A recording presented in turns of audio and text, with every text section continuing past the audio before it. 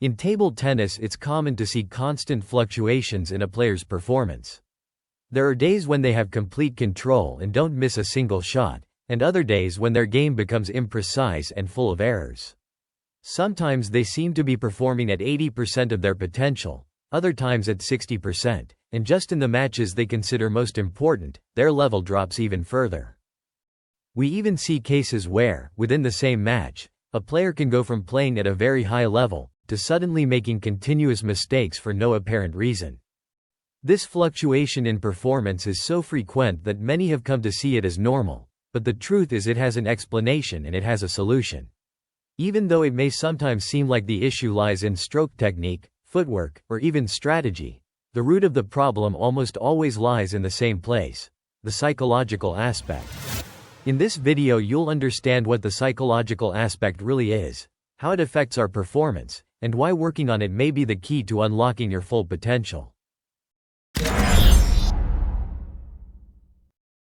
Many players think that improving in table tennis means focusing exclusively on increasing their abilities. They repeat shots, refine their technique, and train for hours, with the goal of improving their control, coordination, or power. And while this is necessary, it's not enough, because when they truly need those abilities, they don't know how to use them. Suddenly, their control drops, technical mistakes appear, their legs don't respond with the same agility, and they can't read the spin on the ball. All that hard work put into training doesn't show up in their game. Not because it isn't there, but because they don't know how to access it. In table tennis, we must distinguish between real abilities and used abilities. This gap between what we have and what we actually use is not a coincidence. It's directly related to the way our internal mechanisms function. The human body operates in a constant state of change, continuously regulating and activating various biological processes that influence how we perceive, how we decide, and how we execute our actions. Sometimes there is an increase in the release of hormones like cortisol, the heart rate rises, or certain muscle groups become tense. In other situations, specific brain regions involved in perception or decision-making may become inhibited. This inner functioning of the body, often unnoticed, is what determines how much of our real abilities we are actually able to use.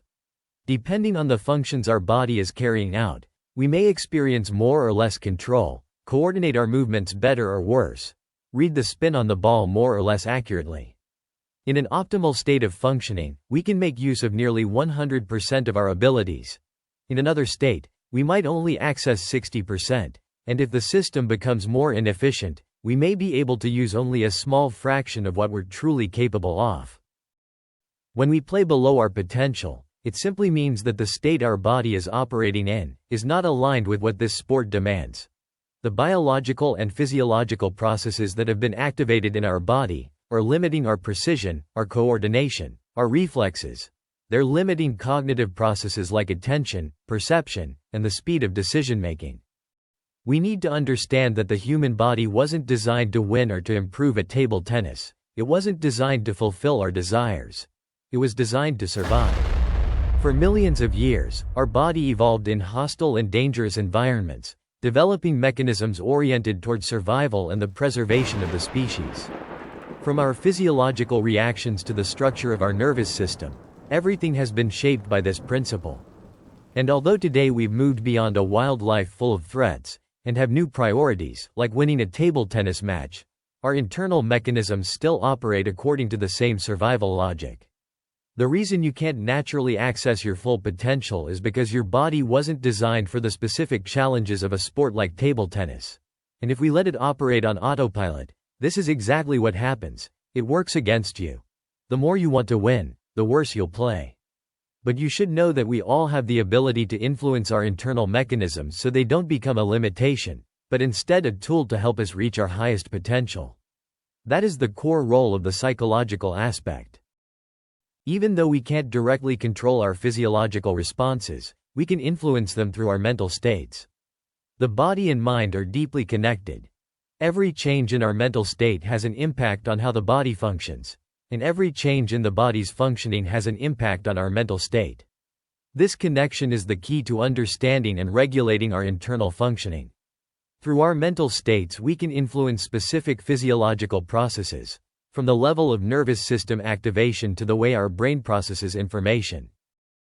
If we access the right mental states before and during play, we can create an internal environment that supports performance. But if our mental states aren't the right ones, they will affect our body's functioning and limit our potential. Numerous studies in fields such as neuroscience and psychology have shown that emotions like fear can alter the brain's functional connectivity, inhibiting key regions such as the prefrontal cortex, associated with decision-making and executive control, and affecting communication between motor and sensory areas, which compromises movement adjustment and precision. While the pressure of an important match can trigger mental states such as the fear of losing, leading to negative changes in our body's functioning and reducing our abilities, the psychological aspect goes far beyond learning to manage pressure or fear. It's about learning to direct the mechanisms of the mind and body so that each of our internal functions aligns with the demands of this sport. It's about stepping away from survival behaviors and learning to use the mind and body as active tools that allow us to access our ideal performance state, that state where everything flows, every movement becomes precise and coordinated, where we make the best decisions and it feels as if we couldn't miss even if we tried.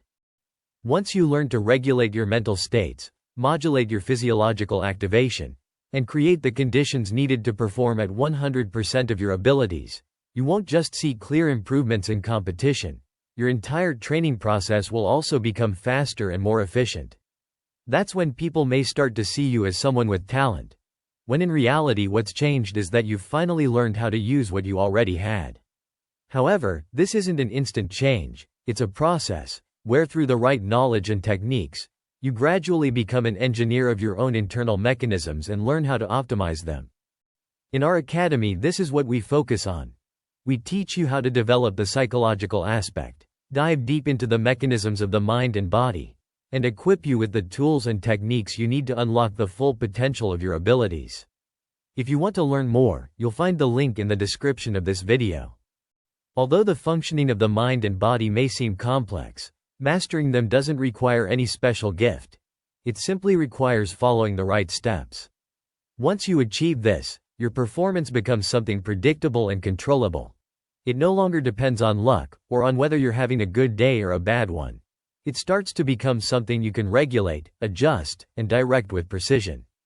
That's when playing at 100% of your abilities starts to feel natural. And while it might not mean you'll always perform at that potential, you'll be much closer to it, more often, with more control, and with fewer fluctuations. That's why the psychological aspect has become a central component of modern sports training.